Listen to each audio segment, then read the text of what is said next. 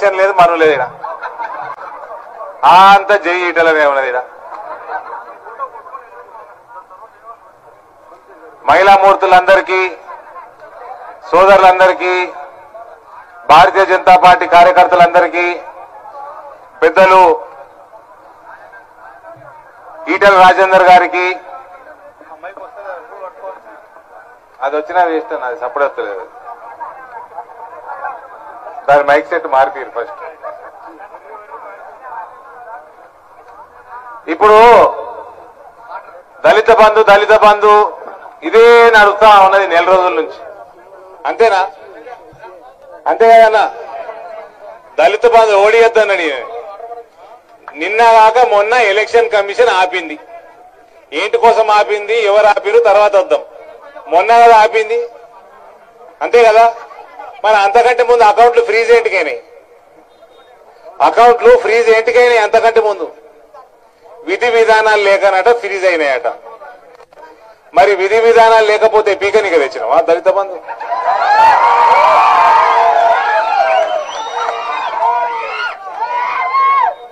అలా దుబ్బాక ఎలక్షన్ వచ్చిండే సంవత్సరం కింద పోయిన సంవత్సరం నవంబర్లో ఇదే సమయంలో ఇప్పుడు రాజేంద్ర కోసం తిరుగుతున్నాము ఆ రోజు రఘునందరావు కోసం తిరిగినాం అయితే ఆడ కేటీఆర్ అప్పుడు అన్నాడు ఇగో విధి విధానాలు తయారవుతున్నాయి నిరుద్యోగ వృత్తి వస్తుంది ఇంకా 3-4 రోజులలో కేసీఆర్ ప్రకటిస్తాడు అన్నాడు మరి విధి విధానాలు ఇప్పటిదాకా ప్రకటించారా అండి ప్రకటించారా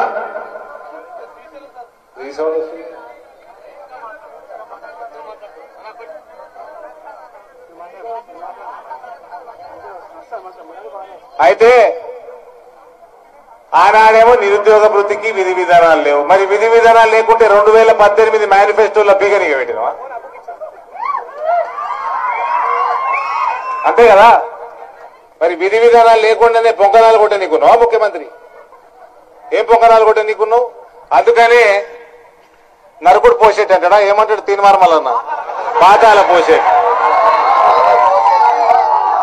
గది పాతాల పోసేట్టే అంటే పాపం మల్లన్నని 50 రోజులు జైల్లో ఎన్ని రోజులు వేస్తావా జైల్లో ఎన్ని రోజులు వేస్తావు ఎన్ని రోజులు దౌర్జన్యం చేసుకుంటూ నడిపిస్తావు ఏంటి కోసం జైలు వేసిందంటే తెలంగాణ గాంధీ కాదు తెలంగాణ బ్రాండీ అన్నమాట మరి తెలంగాణ బ్రాండీ కాదా అన్న కేసీఆర్ నేనే ఈయనే చెప్తున్నా ఒక సారా కంపెనీ పెడతా సారా అంతా దానికి బొమ్మ కేసీఆర్ బొమ్మ పెట్టి అమ్ముతా బ్రాండ్ అంబాసిడర్ కేసీఆర్ సారా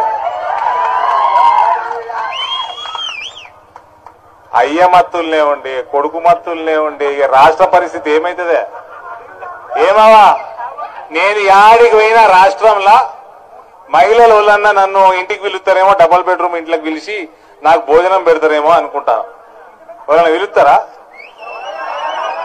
ఇయ్యలాంటి వరకు తెలంగాణ రాష్ట్రంలో ఒక్క మహిళ కూడా నాకు డబుల్ బెడ్రూమ్ ఇంటికి విలువలే భోజనం పెట్టలే మీకు కూడా రాలేదా తెలంగాణ రాష్ట్రం మొత్తం రాలేదా కానీ నేను మహారాష్ట్రలో పోయినా కర్ణాటకలో పోయినా ఆంధ్రప్రదేశ్లో పోయినా ఆడపడుచులు అందరూ పిలుచుకుంటా నాకు గరం గరం భోజనం పెట్టిండ్రు ఇళ్లల్లో నరేంద్ర మోడీ గారు కట్టి ఇచ్చిన ఇళ్లల్లో మంచి భోజనం పెట్టి పంపించారు నాకు 3 కోట్ల ఇల్లు కట్టిండు నరేంద్ర మోడీ 2 లక్షల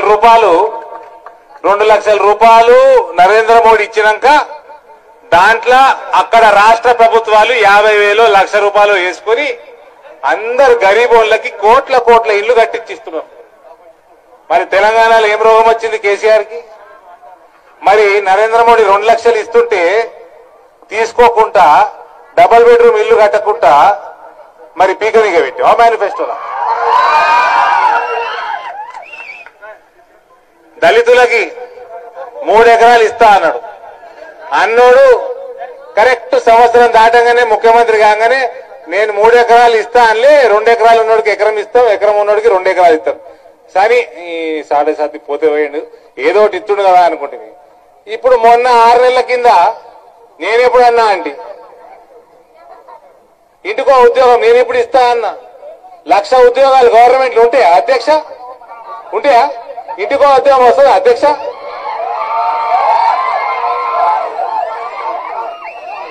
ఇంటికి ఒక్కటి రాదు కానీ ఇంటికి 5 వస్తాయి. ఇంటికి 5 వస్తాయి. రాలే? వచ్చినాయి కదా, వచ్చినాయి. అవి వచ్చినాయి, మీకు తెలియదు. కేసీఆర్, కేటీఆర్, కవిత, హరీష్ రావు, సంతోష్ రావు 5గురికి ఉద్యోగాలు వచ్చినాయి కదా. మళ్ళా వచ్చినాయి కదా. బిడ్డని ఇగో మీ అన్నదమ్ములు అక్కచెల్లెలు ఇందూరులా, నిజామాబాద్లా అందరు కలిసి బిడ్డని కూడా కొడితే మళ్ళీ బిడ్డకి ఎమ్మెల్సీ ఉద్యోగం ఇచ్చి, ఆ ఎమ్మెల్సీ ఉద్యోగం ఇచ్చినాక మళ్ళీ బిడ్డే మంత్రి పదవి రాలేదని అలిగిపోయింది అమెరికాకి.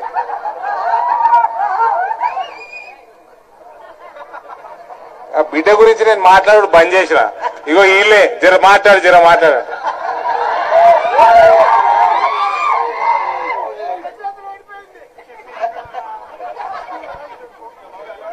7.5 పోయింది బ్రదర్.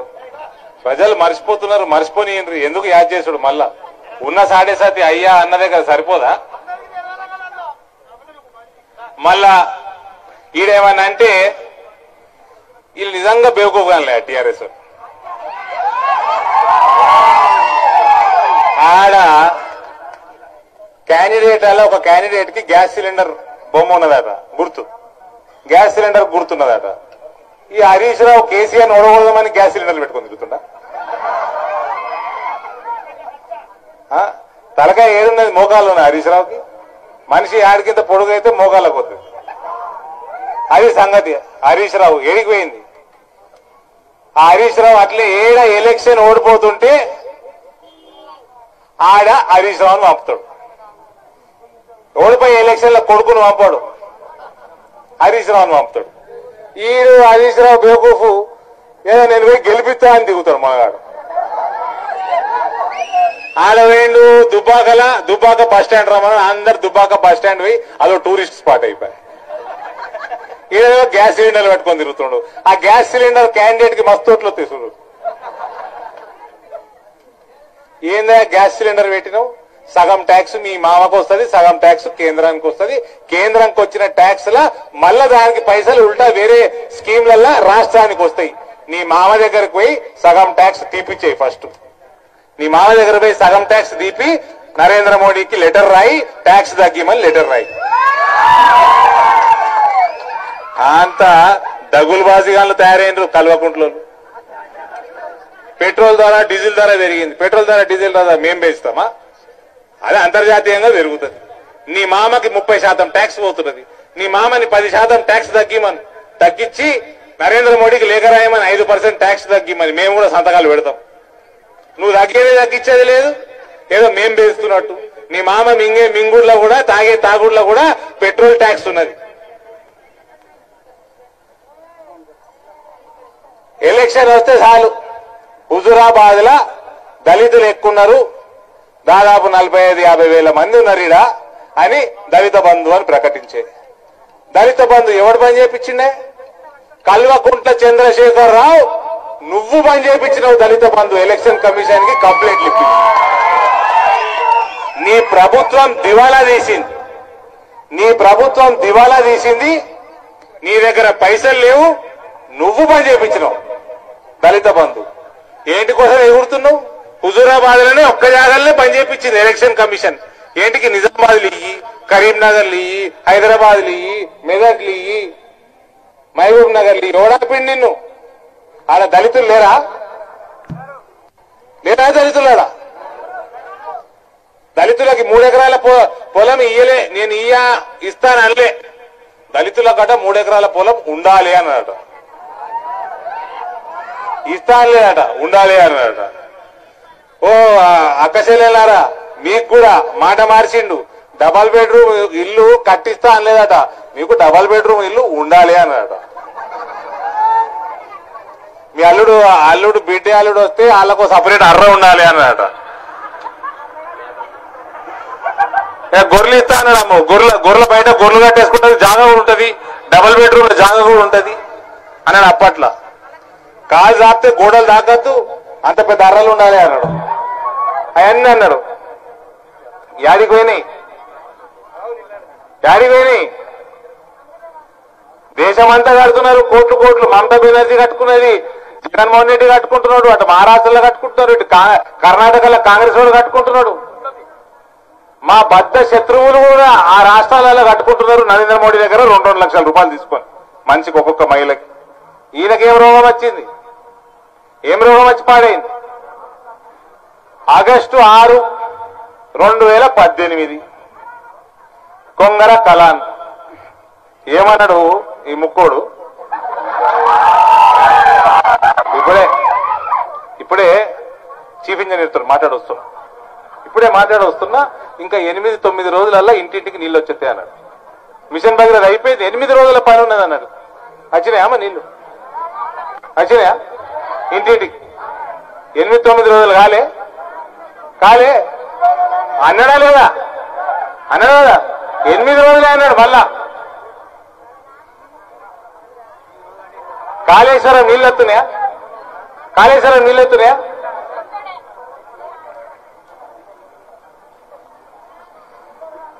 కొడుక కేసీఆర్, నువ్వు కూసున్న కుర్చీ కూడా దళితుంది. దళిత ముఖ్యమంత్రిని చేయకుంటే మెడ కోసుకుంటా అన్నాడు. ఇంకా మెడ కోసుకుంటా, ఇంత చిన్న కోడి మెడ గింతే పాడైతుంది. అది ఓసుడు పెద్ద పనే? దళితుని ముఖ్యమంత్రి చేస్తా అన్నాడా? నేను అనలే అంటాడు మళ్ళా. ఈయన ఒకటి హరీష్ రావులో ఇది ఒక పొంగ మేడ, ఆ దుబ్బాకల్లా కోసేసిర్రు. మళ్ళా బుద్ధి లేకుండా మళ్ళీ ఈడ తిరుగుతా ఉన్నాడు. ఈయన తట్టుకుంటారా అనండి?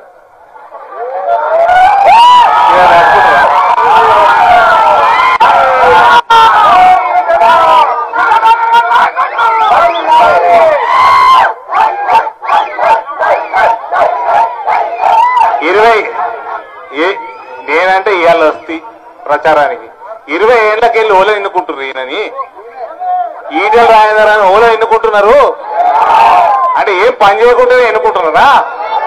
చేస్తేనే కదా ఎన్నుకున్నది. మళ్ళీ ఏమని అంటే మా కారు గుర్తు అన్నాడు. నీ కారు గుర్తు పడగాని 42 సీట్లు ఇచ్చిండ్రు కాంగ్రెస్ వాళ్ళు 2004లో. 26 మంది గెలిచిర్రే. మరి 2009లో ఆ చంద్రబాబు నాయుడుతో పొత్తు పెట్టుకుంటే 60 సీట్లు ఇచ్చిండు, 10 మంది గెలిచిరు కదా. ఆ 26 మందిలో ఉన్నాడు, ఆ 10 మందిలో ఉన్నాడు. దాని తర్వాత 2014 60 మంది గెలిచిరు, 60 మంది ఓడిపోయారు. ఆ 60లో ఉన్నాడు. అవునా కదా? మరి ఓడిపోయిన వాళ్ళ కారు గుర్తు కాదా? వాళ్ళ జెండాల మీద అదే ముక్కు లేదా? అదే ముక్కు కదా. మరి ఏమైంది మరి? ఈటెల రాజేందర్ ఒక నిగార్సైన వ్యక్తి, మీ మధ్యలో 20 ఏళ్ల నుంచి మీ మధ్యలో ఉన్నాడు, పని చేసుకుంటున్నాడు, మీ మనసులలో చోటు చేసుకున్నాడు, చోటు సంపాదించిండు. ఇవాళ మీరు అందుకని 20 ఏళ్ల నుంచి గెలిపిస్తున్నారు, మళ్ళా గెలిపిస్తారు. ఇవన్నీ తెలుసు. అన్ని తెలిసినాక ఎట్లా ఓడిపోయేదే? బాబా పిల్లగాన్ని బకరా చేసు. అలా క్యాండిడేట్ పేరేంది? ఈ పిల్లగాని పేరు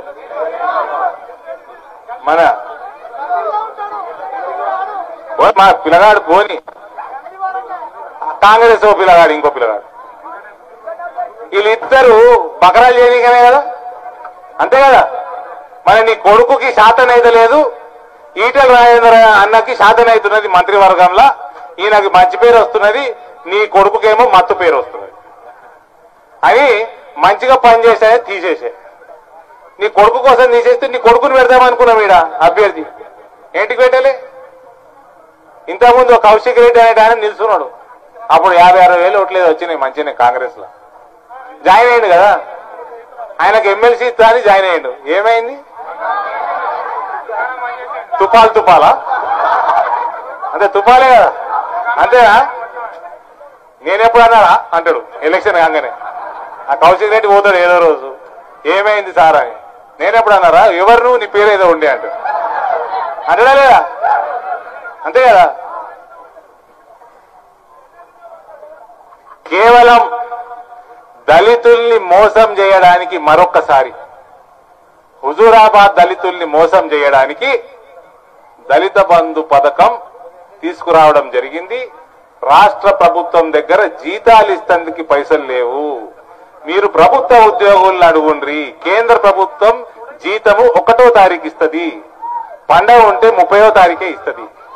ఈయన మాత్రం 20 తారీఖు 25 తారీఖు వరకు కూడా జీతాలు ఇచ్చేది లేదు. ఉన్న ఉద్యోగాలు కాంట్రాక్ట్ ఉద్యోగాలు పీకేస్తాడా లేదా? అందరి పర్మనెంట్ చేస్తారా? అసలు కాంట్రాక్ట్ ఉద్యోగులు ఏంటండి? కాంట్రాక్ట్ ఉద్యోగులు కాంట్రాక్ట్ సిస్టమే ఉండొద్దు, అందరి పర్మనెంట్ చేయాలి తెలంగాణలో అన్నాడా లేదా? వాళ్ళందరి వీకేసిండి. ఇవాళ ఉద్యోగాలు ఇచ్చుడు లేదు. ఏదైతే ఎక్కడన్నా ఎలక్షన్ వస్తే ఉద్యోగాల నోటిఫికేషన్ ఇటు దిక్కు ఇస్తాడు, అటు దిక్కు వాళ్ళ మనుషులు కోర్టులో కేసు వేస్తారు, ఈ తప్పులతో ఇస్తాడు నోటిఫికేషన్. ఆడు కోర్టు వేయగానే కోర్టు స్టే ఇస్తాడు. అట్లనే ఇటు దళిత బంధు తెచ్చిండు, అటు ఎలక్షన్ కమిషన్ కి ఎవరితోటి పైరవి చేపించి ఆడికెళ్ళి దళిత బంధు బంద్ చేపించిండు. దళిత బంధు బంద్ చేపించింది కల్వకుంట్ల చంద్రశేఖరరావే, మరొవ్వడు గానే కాదు. అది పక్కకు పెట్టు. రైతులకు రుణమాఫీ చేస్తేవా? నిరుద్యోగ వృత్తి ఇస్తేవా? 3 ఎకరాల పొలం ఇస్తేవా? కేజీ టు పీజీ ఉచిత విద్య ఇస్తేవా? ఏమిస్తీవి?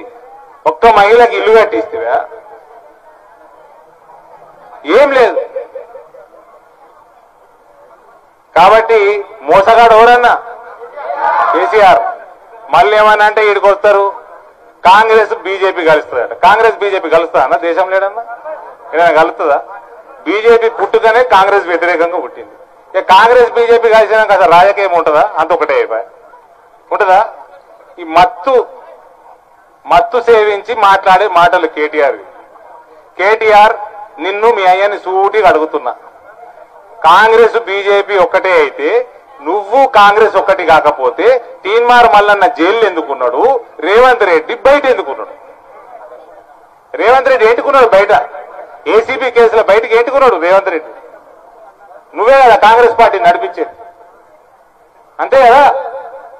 మళ్ళా ఏమన్నా పైసల సంచులు తీసుకొని పోయినా రేవంత్ రెడ్డి లెక్క? తీసుకోపోలే కదా, ఏడ దొరకలే కదా. ఏ లొట్టపీస్ అన్నాడట, కేసేసారు. తెలంగాణ గాంధీ కాదు, తెలంగాణ బ్రాండ్ అంటే కేసేసి గసుంటి కేసులలో 50 రోజుల నుంచి మళ్ళా లోపల పెట్టింది. ఇంత దౌర్జన్యంతో తెలంగాణ సమాజం గిందుగా భయపెట్టించినట్టు తెలంగాణ తెచ్చుకున్నామా? ఇక్కడ ఈటల రాజేందర్ని గెలిపిస్తే ఏమొస్తుంది అని అడుగుతున్నారు. ఏమొస్తుంది చెప్పాలనావా? కేసీఆర్ కి బుద్ధి వస్తుంది, కేసీఆర్ కి సోయి వస్తుంది. కేసీఆర్ కి యాది మర్చిపోయిన ప్రామిస్లు ఏవైతే ఉన్నాయో, మనకి ఏదైతే వాగ్దానాలు చేసిండో అవన్నీ యాదికి వస్తాయి. చిన్నప్పుడు శోభన్ బాబు సినిమా వచ్చు, అందులో ఒకడు పైకెళ్ళి కింద పడి రాయి తలిగి నెత్తికి రాయి కొట్టుకొని ఇట్లా మెమరీ ఏమంటారు అన్న, జ్ఞాపక శక్తి వీకు. సినిమా అంతా గట్టనే ఉంటుండే. నేను ఎవరినో ఉంటి, నేను ఏదో చేస్తే ఏదో మాట్లాడితే కేసీఆర్ లెక్క ఉంటుండే. లాస్ట్ సినిమాలో లాస్ట్లో ఏమైతుండే, ఒకడు వచ్చి దౌడ మీదకి ఒక్కటి దిగుతాడు, ఒక్కటి వేయగానే మళ్ళా జ్ఞాపక శక్తి వస్తుంది. ఇప్పుడు ఈటల రాజేందర్ అన్నని గెలిపిస్తే కేసీఆర్ కి దౌడ మీదకి ఒక్కటి పడ్డట్టు అవుతుంది. అన్ని యాదికి వస్తాయి, అన్ని వాగ్దానాలు యాదికి వస్తాయి. ఈటల రాజేందర్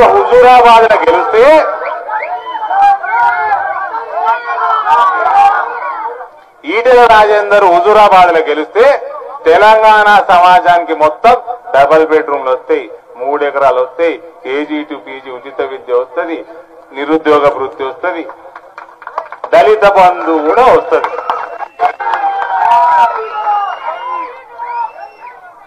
అన్నిటితో పాటు 14 ఏళ్ళు అందరితోటి ఈటల అన్నతోటి అందరితోటి కష్టపడ్డాడు కదా, ఆ ముసలాయనకి జ్ఞాపక శక్తి కూడా వస్తుంది. సరేనా? గెలిపిద్దామా మరి? పక్కా. జై ఈటల. హాయ్ ఫ్రెండ్స్, మా టుడే టుమారో యూట్యూబ్ ఛానల్ చూస్తున్నందుకు చాలా థ్యాంక్స్.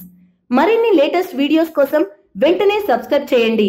అలాగే ఈ బెల్ ని కూడా రింగ్ చేసేయండి. మా నోటిఫికేషన్స్ అన్ని మీ మొబైల్లో వస్తాయి. అలాగే మా వీడియోస్ మీకు నచ్చితే లైక్ చేయండి, షేర్ చేయండి, నచ్చకపోతే కామెంట్ చేయండి.